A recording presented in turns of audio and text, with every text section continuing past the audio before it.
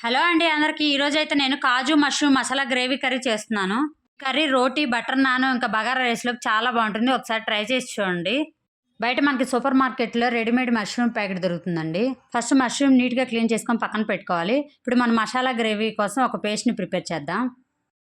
Medium సైజులో ఉన్న టమాటాలను ఒక 3 తీసుకోండి. 2 పచ్చిమిర్చి, అల్లం, వెల్లుల్లి, 2 యాలకులు, 3 లవంగాలు, కొంచెం మిరియాలు, నానబెట్టిన జీడిపప్పు, కొంచెం పెరుగు, ఒక ఎండుమిర్చి అన్నీ కలిపి మెత్తగా గ్రైండ్ చేసుకోండి. ఇప్పుడు ఒక కడాయి తీసుకొని దాంట్లో కొంచెం ఆయిల్ వేసుకొని జీడిపప్పు బ్రౌన్ కలర్ వచ్చేంత వరకు వేపుకోండి. ముందుగానే క్లీన్ చేసి పెట్టుకున్న మష్రూమ్ కూడా జీడిపప్పులో వేసేయండి. ఒక 2 మినిట్స్ వేపండి. నెక్స్ట్ అవి తీసి పక్కన పెట్టుకోండి. అదే ఆయిల్లో 1 టీ స్పూన్ జీలకర్ర, 1 కప్పు ఆనియన్స్ వేసి బాగా వేగనివ్వండి.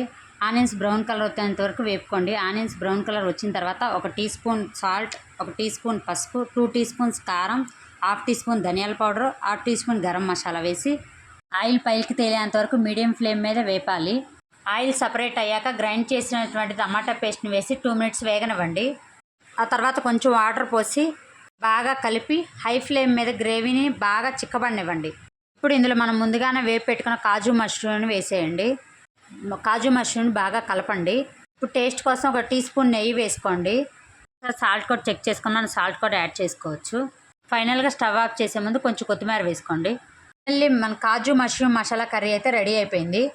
ఈ వీడియో కనుక నచ్చినట్లయితే లైక్ చేయండి, షేర్ చేయండి, సబ్స్క్రైబ్ చేయండి. Thank you for watching.